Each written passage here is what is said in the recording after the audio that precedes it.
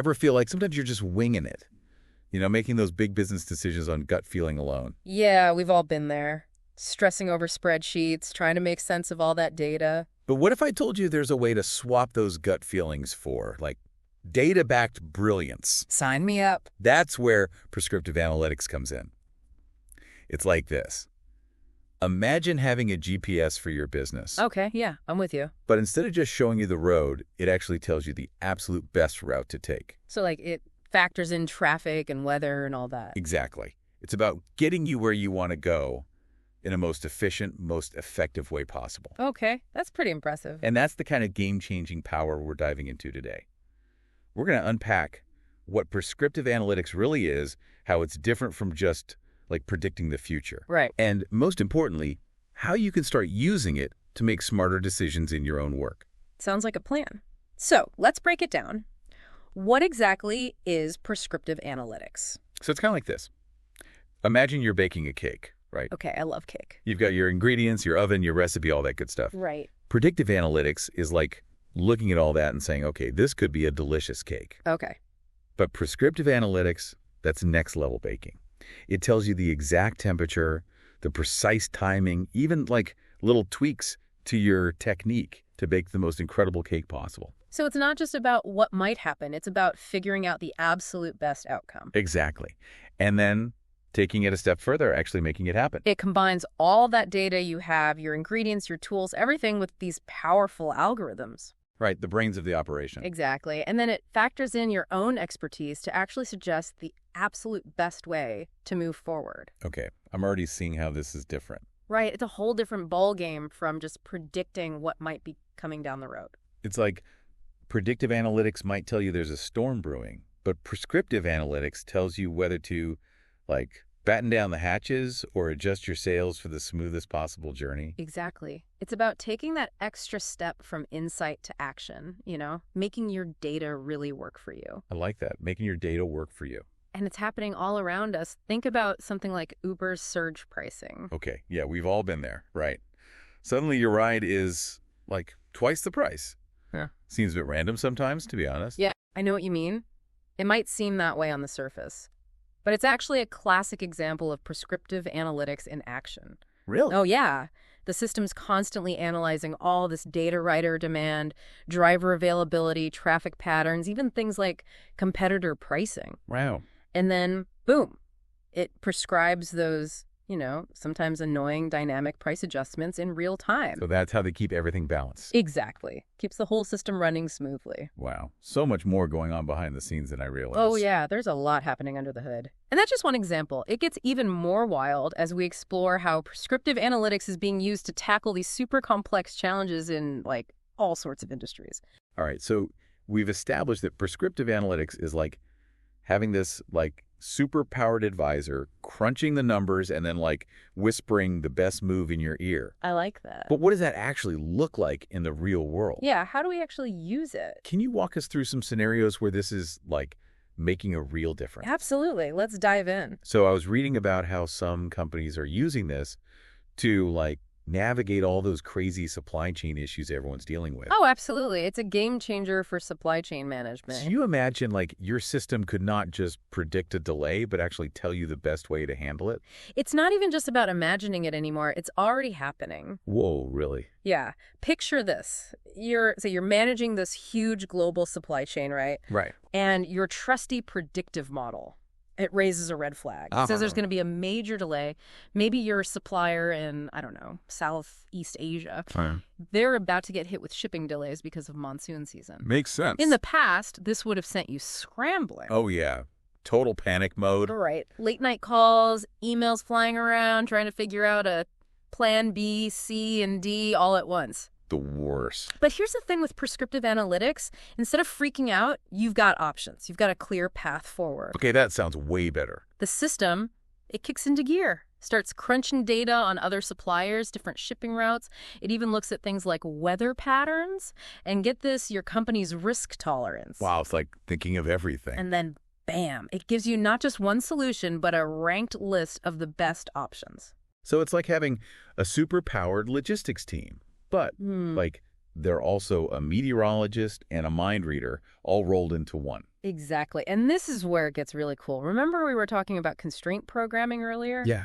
This is where it shines. Imagine you're trying to reroute shipments, right? But you've got limited cargo space, you've got delivery deadlines, maybe even like regulations on certain goods. Right. Prescriptive analytics takes all those constraints, those real-world limitations, and it figures out the solution that works within those boundaries. Okay, that's kind of mind-blowing. But also, it makes total sense. It's not just about finding a solution. It's about finding the optimal solution. Exactly. And because you're working with these like data-driven recommendations, you're not just reacting to a problem, you're proactively minimizing the disruption. So you're ahead of the game. Right. You keep your production line moving, you keep your customers happy, everybody wins. Okay, that's awesome.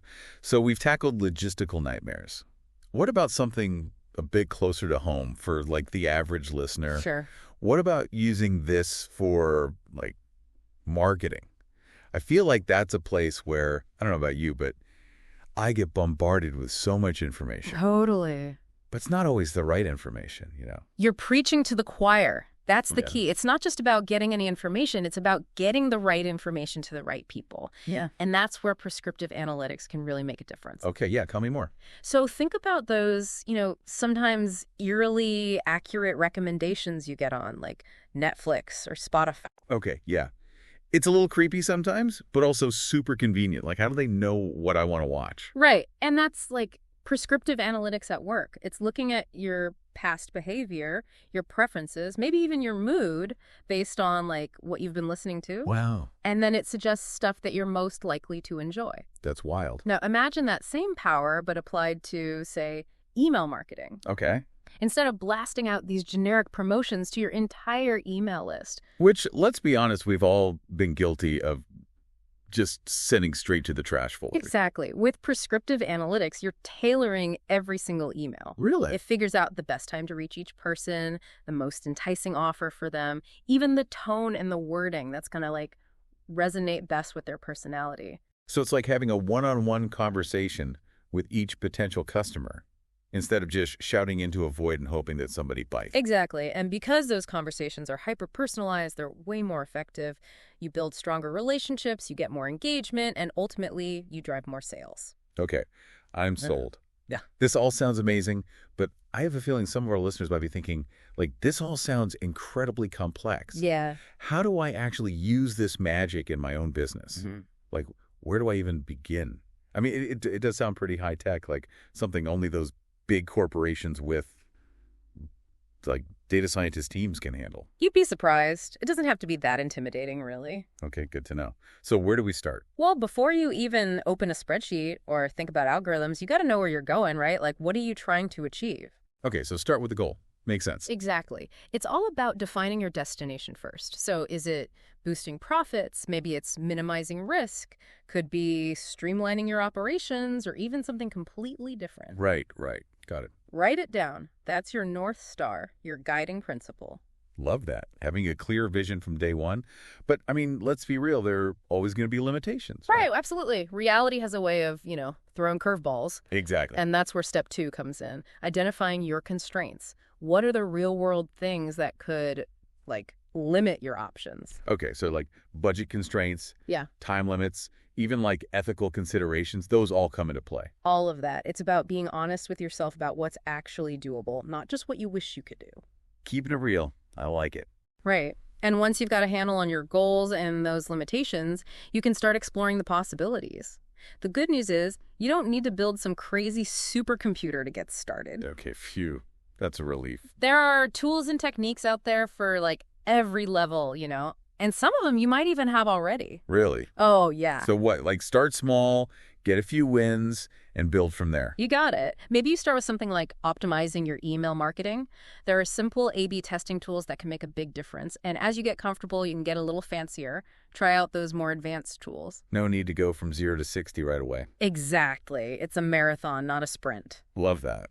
This has been seriously eye-opening. So to wrap things up, what's the one big takeaway you want our listeners to remember about prescriptive analytics? You've got this data, right? This goldmine of information, prescriptive analytics. It's about using that data to make smarter choices, more strategic decisions. Instead of just reacting. Exactly. It's about moving beyond just understanding what is and stepping confidently into, like, what's possible. From insight to action. I love it. So for our listeners who are feeling fired up, ready to unlock this power in their own lives, what's the challenge you'd leave them with today? I'd say pick one decision, just one. Big or small, business or personal, doesn't matter. Okay. Now imagine you are that prescriptive analytics guru. What information would help you make the absolute best possible choice? Oh, interesting. What factors do you need to consider? What are those constraints we talked about? And what does success even look like for this decision? That is a really powerful exercise. I'm going to try that. It really gets you thinking differently. It does, like about all those decisions we make every single day. Exactly. And as you get more comfortable thinking this way, you unlock this, like, next level confidence in your decision making. So it's not just about the data. It's about you becoming a better decision maker. Love that. This has been an incredible deep dive. Thank you so much for walking us through this fascinating world. Anytime. Happy to geek out about prescriptive analytics any day. And for our listeners, be sure to join us next time as we continue to explore all things data. Until then, keep those insightful questions coming and keep on diving deeper.